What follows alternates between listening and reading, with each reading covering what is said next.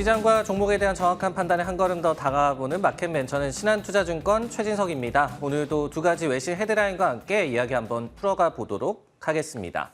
먼저 첫 번째 헤드라인부터 확인해 보도록 하겠습니다. 오늘 FOMC 의사록 얘기를 좀 해야겠죠. 헤드라인은 곧 금리 인상 폭을 조절할 것이다라는 그런 내용을 한번 준비를 해봤는데요. 결국은 의사록 내용이 최근에 몇 주간의 복수의 연준위원들의 발언과 좀 부합한다라고 볼 수 있는 그런 내용이었습니다. 이에 최근까지도 시장은 12월 달에는 연준이 50베이시스 포인트 금리 인상으로 속도 조절을 할 것으로 예상을 하고 있었습니다. 정확하게 어떤 문구가 있었는지 한번 살펴보죠. 상당히 대다수라는 표현이 나왔어요.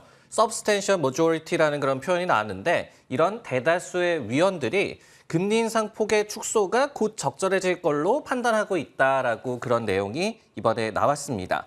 그래야지 완전 고용이라든지 아니면은 물가 안정이라는 그 목표를 향한 진전 과정을 더욱더 효과적으로 평가할 수 있을 것이다라는 게 연준 위원들의 입장인 것으로 이번에 나타났는데요. 물론 좀 시장 입장에서는 좀 부정적인 내용도 있었습니다. 역시 인플레이션과 관련한 그런 얘기겠죠. 인플레이션 압박이 약화가 되는, 어베이팅 하고 있다는 신호는 거의 없다. very few나 아니면 little이라는 표현이 나왔고요. 두 차례나 이 같은 표현이 나왔습니다. 반면에 또 몇몇, a few라는 표현이 나왔고 몇몇 위원들은 금리 인상폭 조절이 금융 시스템의 불안 위험을 줄일 수 있을 것이다라고 얘기를 해서 즉 인플레이션 외에도 고려할 사항이 좀 있다. 그렇기 때문에 금리 인상 속도 조절을 고려하고 있다. 이렇게 저희가 해석할 수가 있을 것 같습니다. 네, 의사록 내용을 간략하게 좀 살펴봤는데요. 어쨌든 간에 의사록 공개 시장이 환호를 했습니다. 과연 그만한 내용이었냐 판단을 한번 내려보자면요. 쏘쏘라고 좀 표현을 드렸는데요. 역시 이제 호재거리도 있었지만은 대세를 바꿀 만한 비둘기파 내용은 아니었다라고 좀 정리를 할 수가 있을 것 같습니다.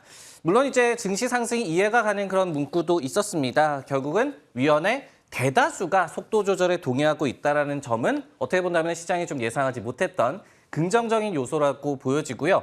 실제로 이제 스파르탄 캐피탈 같은 기관에서는 위원 대다수가 속도 조절에 동의했다는 점이 다소 서프라이즈였다. 긍정적 의미의 서프라이즈였다라고 해석을 제시하기도 했습니다. 여기에 더해서 웨드부시 같은 경우에도 복수의 연준 이사가 인상폭 조절을 좀 시사를 하고 있다라고 얘기를 했어요. 그러면서 이 역시도 주식시장이 듣고 싶던 말이었다라고 분석을 하기도 했습니다. 하지만은 제가 쏘쏘라고 표현을 드린 이유, 경계할 내용도 있었기 때문이었는데요. 시장이 물론 이미 알고 있는 내용이긴 합니다. 하지만은 웨드부시 같은 경우에도 이 부분에 주목을 했어요. 최종 금리가 예상보다 높을 것으로 이 연준위원들이 보고 있다. 이 부분에 좀 주시를 하면서 결국 이 최종 금리가 예상보다는 그리고 과거에 저희가 예상했던 것보다는 높아질 것을 이번에 의사록에서 다시 한번 확인했음을 저희가 알 수가 있습니다. 또 한 가지 이제 경계할 만한 좀 요소는요. 속도 조절을 시사한 것이지 인상 중단이라든지 아니면은 인하를 좀 생각한 것은 아니다라고 좀 보여집니다. 이 부분과 관련해서도 웨드부시에서 금리 인상을 멈춘다는 이야기는 하지 않았다라면서 섣부른 낙관론은 또 경계하는 그런 분석을 제시하기도 했습니다. 실제로 이날 같은 경우에도 JP모건에서 금리 인하 전까지 증시에 지속 가능한 랠리는 없다라고 얘기를 했어요. 그러면서 세 가지 요건이 갖춰져야지 연준이 금리 인하에 나설 것으로 예상을 했는데 실업이 증가해야 되고 인플레이션이 완화해야 하고 그리고 금융시장이 일부 붕괴가 있어야지 금리가 내려갈 것이고 그래야지 지속 가능한 증시의 랠리도 나올 수 있을 것이다라고 얘기를 했습니다. 여기에 더해서 뱅크 오브 아메리카 같은 경우에도 내년 하반기에야 자신들이 주식 매수 의견을 낼 수 있을 것이다라고 얘기를 하면서 피봇이 완벽하게 이루어지기 전까지는 아직까지 경계감을 거두지 않고 있는 기관들의 의견도 함께 확인할 수가 있었습니다. 네, 시장과 관련한 내용은 여기서 정리를 하고요. 다음은 종목과 관련한 헤드라인 한번 확인해 보도록 하겠습니다. 아마존과 관련한 내용이 오랜만에 좀 나왔어요. 아마존이 극장 개봉 영화에 매년 10억 달러씩 투자를 하겠다라는 그런 내용이 나왔습니다. 관련해서 영화관 관련주에 대한 얘기까지 한번 준비를 해봤습니다. 블룸버그에서 이 같은 보도 내용이 좀 전해졌는데요. 아마존이 이 같은 투자를 통해서 매년 12편에서 15편의 영화를 극장에서 개봉시키겠다는 입장으로 저희가 해석할 수가 있을 것 같습니다.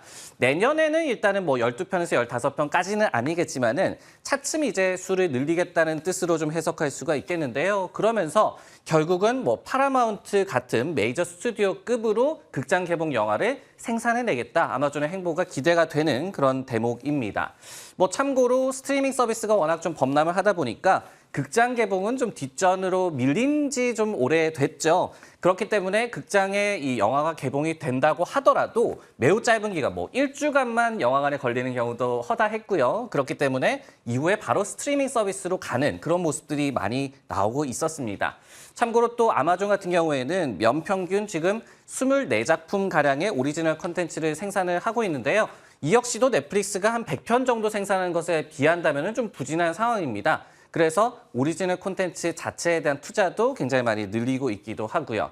그 일환이 바로 이전에 전해졌었죠. 아마존이 로키와 제임스 본드 프랜차이즈의 본거지인 MGM 스튜디오를 85억 달러에 인수한다는 소식이 전해지기도 했습니다. 이처럼 아마존이 극장 개봉 영화에 투자를 많이 하겠다는 소식이 전해지면서 영화관 관련주가 일제히 좀 급등을 했는데요. 호재로 명백하게 볼 만한 그런 요소일까? 의견은 굿이라고 표현을 해볼 수가 있을 것 같습니다. 최근에 그다지 영화관 체인들에게 분위기는 좋지는 않았어요. 하지만은 분명히 좀 호재로 받아들일 만한 소식이 나왔다라고 해석할 수가 있을 것 같습니다. 극장가에서 여름 같은 경우도 대목으로 좀 치죠. 근데 8월 달에 집계를 한 컴스코어라는 기관에서 집계를 한 바에 따르면은 당시 여름 박스 오피스가 2019년 그러니까 팬데믹 이전 수준 대비해서 한 17.5% 감소한 수준이었다고 합니다. 그렇기 때문에 또 YOY로는 130% 넘게 성장을 하기도 했고요. 우리나라 같은 경우는 지금 한 반토막 정도라고 하거든요. 여기에 비한다면 미국 같은 경우에는 그래도 좀 빠르게 회복하고 있다. 하지만은 이렇게 조금의 차이가 남은 것은 그러니까 극장에 걸 영화가 부족했다는 목소리가 많이 나오고 있던 그런 상황이었습니다. 예를 들어서 AMC 엔터테인먼트, 이 유명한 이 영화관 체인이 되겠죠.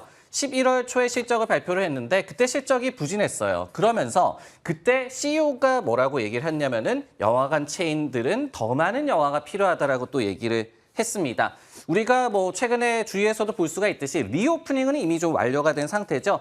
실제로 이제 미국 같은 경우에 추수감사절 주간에 접어들었는데요.